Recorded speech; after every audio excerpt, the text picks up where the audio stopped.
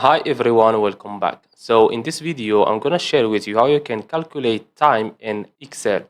So just follow me and follow the steps. It's so easy and simple. So first of all, open your Excel, and as you can see, we have here time in, we have here time out, and we have here the duration. Okay. So the first thing you have to do is select everything like this. Then go to General or Custom. You will find here General or Custom. Then choose time. Okay, so click on it. Now go to duration, click on it. In your keyboard type equal, then choose timeout and click on the dash in your keyboard minus time in. Okay, then click on enter.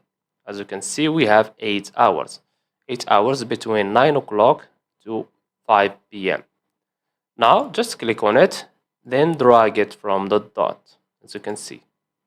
And we have 7 hours and 50 minutes, 7 hours and 30 minutes, 43 and 35. And that's it. So I hope you found this video helpful. Don't forget to give us a like and subscribe. Thanks for watching and see you in the next one.